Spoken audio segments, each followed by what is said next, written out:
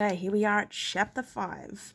In the tower, Alice began her nightly ritual with the lamp, holding it high in the corner of the window, then moving it progressively to the other 3 corners. She did this 5 times, then stopped, setting the lamp on the floor and scanning the dark countryside outside the walls of the castle. She had done this for the past 2 nights, and so far had been disappointed to see no return signal. She clung to the hope that Will would reply, but the hope was getting fainter and fainter with each unsuccessful attempt. Perhaps he was a light. There it was, off to her left, moving among the trees. For a moment she felt her excitement surge, then just as quickly it deflated as she realized that the light was red and that it was moving along a fixed height from the ground, alternately fading and flashing as trees obscured it. She recalled that strange lights were often reported among the trees of Grimsdale Wood. Perhaps this was all it was. Then, out of her right, she saw another. This one was yellow, and it moved up and down in a straight line. Oh, wait, I can't see. Up and down in a straight line. Then it disappeared for a few seconds, reappearing some distance to the left of its original position, moving up and down. As she watched, it went out again, and the red light reappeared, flitting in and out of sight among the trees. Alice's heart sank. For a moment she thought her attempts had been successful. Then she saw it. At a point halfway between the other lights, a bright white light suddenly appeared, and it traced a steady square pattern, just as her own had done, from one corner of the square to another in a steady sequence, top left, top right, bottom left. Far below she heard the muted murmur of voices on the battlements as the sentries also saw the lights, and she realized what Will was doing. He knew there was no way he could conceal the lights from the guards, and once the news of a flashing white light was reported to Karen, it wouldn't take long for the Renegade leader to guess that somebody was signaling, and there was only one person they might be signaling to. So Will had decided to hide his signal lamps among other lights, the sort of lights people expected to see on the fringes of Grimsdale Wood. She smiled to herself. Will was hiding a tree in the forest, as the old saying went. Another light, this one blue, was flashing now. Then the yellow one was back, then the red one, and then the white one in the center. She set herself to ignore red, blue, and yellow and watch only white. She picked up her own lamp, concealing it behind a stiff piece of old dried-out leather she had found discarded in the bottom of the wardrobe. She centered the light in the window and then flickered the leather back and forth 5 times, sending a series of 5 rapid flashes on the watchers at the edge of the forest. In the code, the 5 rapid flashes from the center of the square meant communication had been established.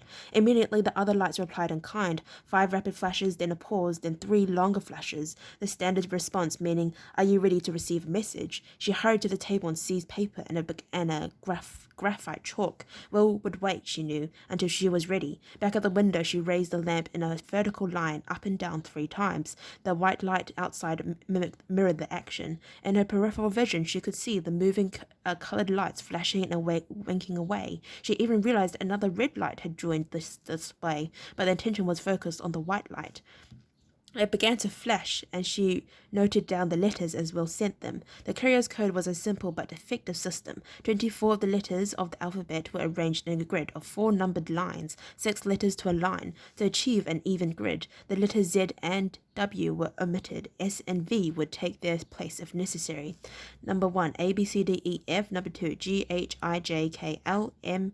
Number 3, M, N, O, P, Q, R. Number 4, S, T, U, V, X, Y. This meant that the letter A was represented by the cipher 11, being the first line of the grid and the first letter in the line.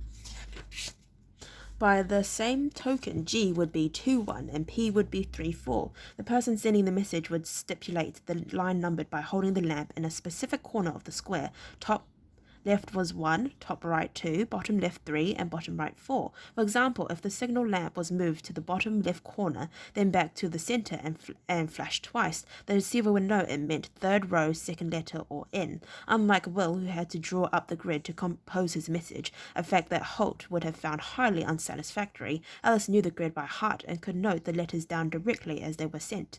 The light flashed out steadily. To the untrained eye, it was just another random flashing light in the forest. fast, but to Alice the series of flashes were as easy to read as an open book. She noted them down quickly. She smiled once. Will was not a rapid sender. Any courier would easily beat him. Then she realized that speed was less important than accuracy, and he was probably fiercely intent on his task, the tip of his tongue protruding as it always did when he was concentrating. The light moved vertically several times, then disappeared, signaling that the message was finished. She sized her own lamp and replied with the same signal, then turned to read what she had scribbled down. She was pretty sure she had read it accurately as it was transmitted, but it paid to make sure. She moved her finger along the letters. They were roughly scribbled and uneven as she had written them, with her eyes firmly riveted on the light. Message arrow, 10 minutes. Clear window, love, will, act. There was no punctuation in the code, of course, but she understood that Will would be firing a message arrow through the window in 10 minutes and was warning her to be clear of the window. The word "ac" was a standard code shortcut for acknowledge. The sign of loved Will was highly irregular. That sort of personal touch had been frowned on during her training. She smiled once more. You could read the words before her saying she was to acknowledge the message itself, or the two-word ending, love Will. Either way, she murmured to herself. Hastily, she picked up her lamp and moved it vertically in the window 3 times, up, down, up. It was a standard signal for acknowledge. Then she drew the curtain wall back from the window and scanned the forest one last time. The colored lights continued to flash now, and the white light was swinging in an arc. There was no more signaling, she realized. They were just keeping up the light show. Below on the battlements, the sentries had grown bored with the lights. The murmur of voices she had heard before had died away as sergeants ordered the men back to their duties. She kissed her fingertips gently and blew a kiss out into the dark night. Thanks, Will, she said softly. She set the lamp in the center of the windowsill to provide him with an aiming point, then moved to one side to wait for his arrow. Once he had seen Alice's acknowledgement, Will started to move forward from his position just inside the tree line, as he had done previously. He ghosted from one patch of shadows to the next, blending with the natural movements of the night and becoming part of the landscape. After 5 years of rigorous training under Holt's watchful eye, and with occasional input from Gillen, the Ranger Corps acknowledged master of concealed movement. He didn't need to think about his actions any longer. They had become instinctive. He had really picked the spot from where he would shoot. He had to be within 100 meters of the castle walls, allowing for the extra distance the arrow would have to travel to reach the top of the tower. There was a slight knoll crowded by a clump of large bushes, some 90 meters from the wall. The additional few meters of height would be an advantage, as would the broken shifting shadows formed by the bushes, with their dappled patterning of snow and dark foliage. He would blend easily into the landscape there, allowing him to stand and aim carefully. He frowned as he thought about that. He would have to aim just above the lamp Alice had placed in the center of the window. That would mark the gap between the heavy iron bars. It would be the height of bad luck if he got this far and fired his arrow only to have it strike one of the bars and fall to the courtyard below. He wondered if he should have written this message to Alice in code, but then mentally shrugged away the thought. There hadn't been time to encode a full message, and besides, if the arrow missed its mark and was found, it wouldn't matter. It wouldn't matter if Karen were to read about the stellarite pebble and its properties. It would have already been lost to Alice anyway. He had, however, encoded the last few lines of the letter, setting up a schedule for further signaling. It would definitely be a problem if that should fall into Karen's hands. If he knew Alice had a method of signaling, Karen might be able to compel her, under the influence of his mesmerism, to send a signal that would set some kind of trap for Will. The bushes of the small knoll were waist high, and he was able to rest for a few minutes, crouched among them while he gathered his thoughts and prepared for the shot ahead of him. He looked long and hard at the small, lighter square that was the tower window, with the brighter point at the center bottom that marked the lamp itself. He studied it, judging distance and height and calculating how his arrow would travel in a long arc to reach the window. He would have to aim high above the point he wanted to hit, but he didn't think about that. When the time came, he would select his elevation instinctively. It would have to be a little higher than normal, he reminded himself, as he was using the takedown recurve bow that Crowley had supplied him with, and it was not quite as powerful as the longbow he had carried for the past 2 years. He set the thought in his mind and knew that his instincts would would process it when the time came to shoot. He closed his eyes, and his imagination saw the arcing path of the arrow that would take it high over the walls and into the window at the top of the tower. Holt had often reminded him of an old archery master's dictum: before you shoot your arrow, see it fly 1,000 times in your mind. Well, he smiled wryly. He didn't have time for 1,000 imaginary shots tonight, but the saying was an exaggeration in any event, and was simply a reminder to prepare for the shot by setting a successful outcome in his mind. Think of a positive outcome, and you will achieve it. Allow doubt to enter your mind, and the doubt will become self-fulfilling.